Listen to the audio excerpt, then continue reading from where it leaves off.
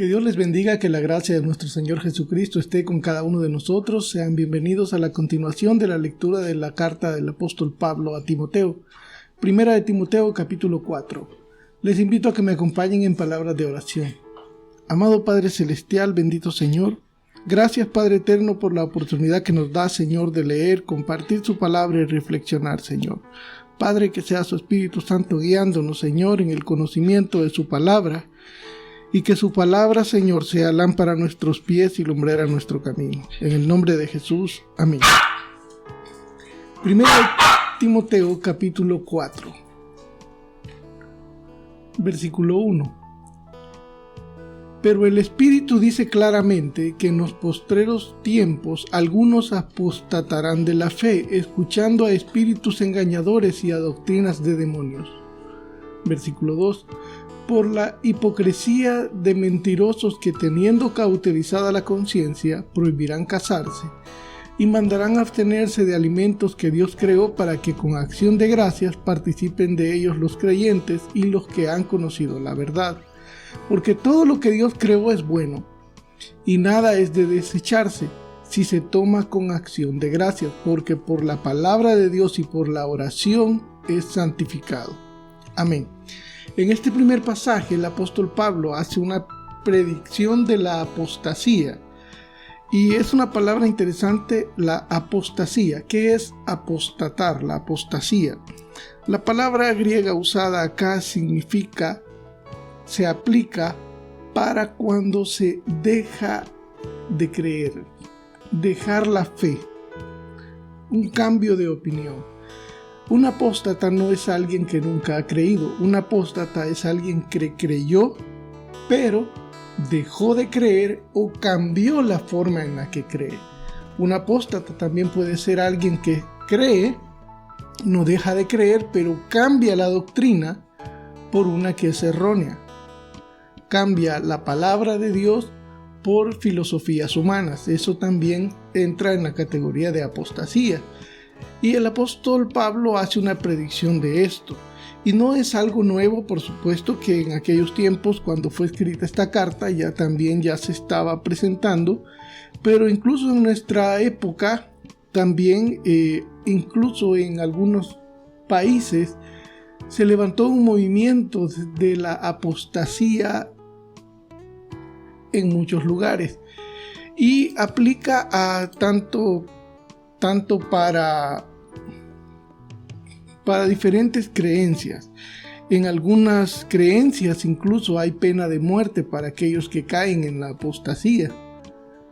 Y hubo un movimiento moderno en algunos países de Latinoamérica que se denominó apostasía colectiva, que el movimiento buscaba que las personas que habían crecido con la fe, de alguna manera, el movimiento de apostasía colectiva inducía a las personas, o buscaba que las personas renunciaran a su fe, porque según ellos habían sido inducidos sin haber creído y tenían libertad para liberarse de esa fe y decidir por ellos mismos o no seguirla. De eso se trata un movimiento actual que se llama apostasía colectiva. Entonces es algo que también está latente en nuestros tiempos. Y Pablo hace esta advertencia de que algunos apostatarán de la fe. Habla de algunas prohibiciones y en estas prohibiciones que dice el versículo 3, entendemos de que la apostasía no es solo dejar de creer y decir ya no creo en esto, ahora no creo en nada o creo en otra cosa. La apostasía también implica no dejar de creer, pero cambiar por mandamientos de hombres, agregarlos a la palabra de Dios, como la prohibición de casarse o de consumir algunos alimentos, porque algunos alimentos son malos a los ojos de los hombres, o porque son de una época en la que se celebran ídolos, por ejemplo. Pero Pablo es muy claro, dice en el versículo 4, todo lo que Dios creó es bueno, todo, y nada es de desecharse. Entonces, aquellos que hemos sido liberados por la sangre del Cordero y somos libres de estas cadenas, de las cadenas del pecado y la de esclavitud de las ordenanzas del mundo, Pablo dice, Nada es de desecharse si se toma con acción de gracias. Y el versículo 5 nos da una clave muy preciosa, porque por la palabra de Dios y por la oración es santificado. Es importante la oración. Cada vez que tomamos nuestros alimentos, sea donde sea, sean los que sean, si oramos al Señor con acción de gracias, estos alimentos, cualquiera que sea su origen, son santificados. Pero por supuesto que tenemos que guardar nuestro testimonio por los débiles en la fe. Pero Pablo dice, porque por la palabra de Dios y por la oración es santificado. Luego continúa la carta con el siguiente pasaje que habla sobre el buen ministro de Jesucristo. El versículo 6 continúa: si esto enseñas a los hermanos, recordémonos que se dirige a Timoteo, al obispo, al pastor de la iglesia. Si esto enseñas a los hermanos, serás buen ministro de Jesucristo, nutrido con la palabra de la fe y de la buena doctrina que has seguido. Desecha las fábulas profanas y de viejas. Ejercítate para la piedad. Ejercítase para la piedad. Ejercitar la piedad. Y luego continúa, porque el ejercicio corporal para poco es provechoso. Porque también en aquella época, como en la nuestra, había también un culto al cuerpo. Un culto al cuerpo para cuidarse de tal manera de que cuidaban más su apariencia física que otra cosa. Y apariencia física no solo en la vestimenta, sino también con el ejercicio, que por supuesto el ejercicio es sano. Y se debe tomar así, para estar sano, pero no para un culto al cuerpo. Porque dice, porque el ejercicio corporal para poco es provechoso, pero la piedad para todo aprovecha, pues tiene promesa de esta vida presente y de la venidera. Palabra fiel es esta y digna de ser recibida por todos. Que por esto mismo trabajamos y sufrimos oprobios, porque esperamos en el Dios viviente, que es el Salvador de todos los hombres, mayormente de los que creen. Esto manda y enseña, dice el versículo 11. Luego en el versículo 12 le da un consejo también muy sabio a Timoteo, que como ya vimos era un joven, pero era un colaborador fiel y buen ministro de Jesucristo. Pablo dice en el versículo 12: ninguno tenga en poco tu juventud, sino sé ejemplo de los creyentes en palabra, conducta, amor, espíritu, fe y pureza.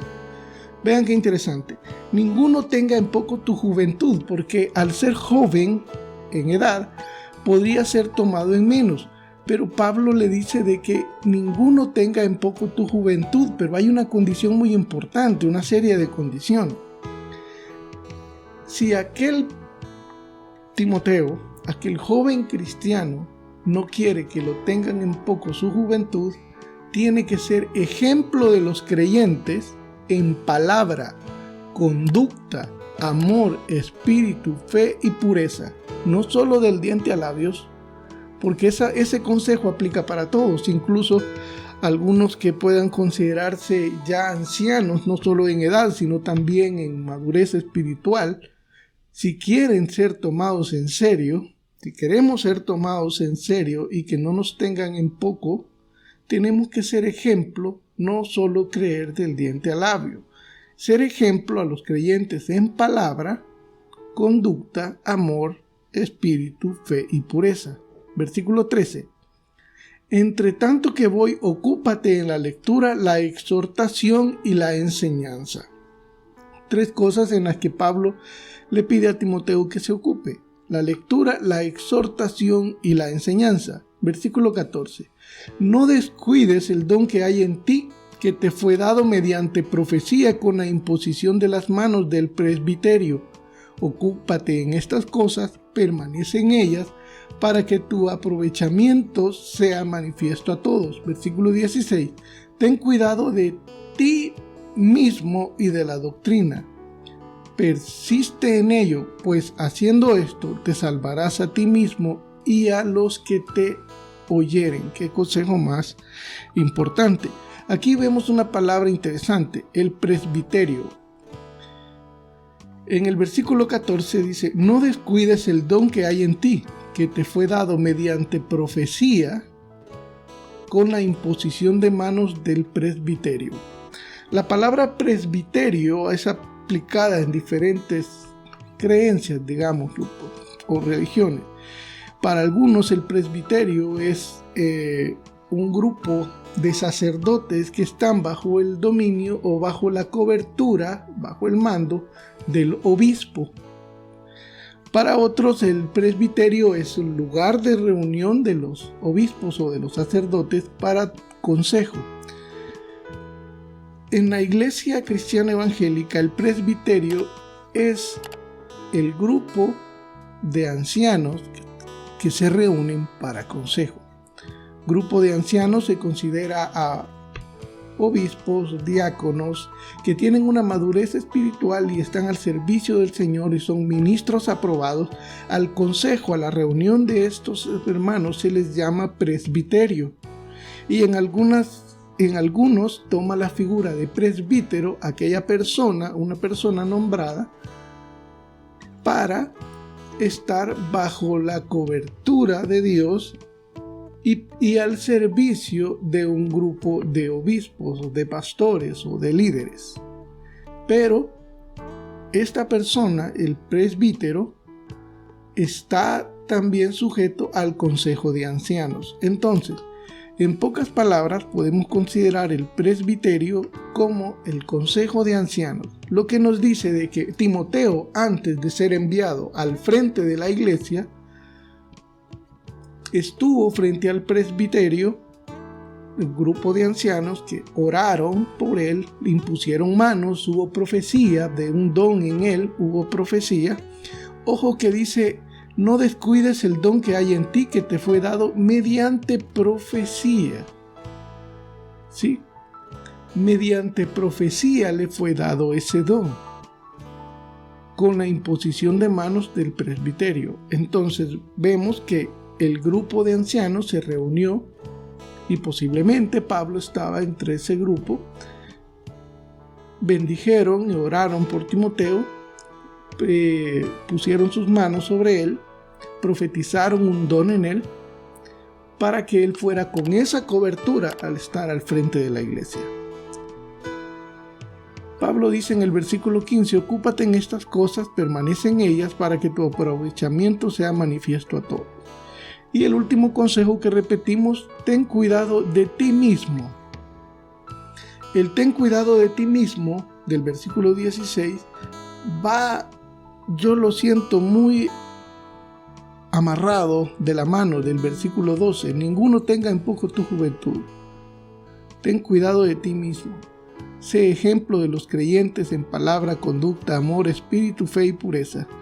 Y continúa el versículo 16, persiste en ello, pues haciendo esto te salvarás a ti mismo y a los que te oyeren. Porque teniendo la palabra de verdad tenía la bendición de ser luz para aquellos que buscaban salir de las tinieblas. Salvarse a sí mismo y a los que le oyeron, que la salvación llega a través de la predicación de la palabra de Dios, y es importante que el que predica la palabra de Dios sea un obrero aprobado, que practique bien la doctrina de verdad, que sea ejemplo en palabra y conducta a todos los que le oyeren. Y todos predicamos de muchas maneras, aunque no lo hagamos verbalmente, con nuestra forma de ser.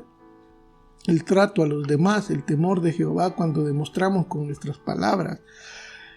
De esa manera predicamos y somos luz en medio de las tinieblas. Que la gracia de nuestro Señor Jesucristo esté con cada uno de nosotros para no ser piedra de tropiezo. Que Dios les bendiga.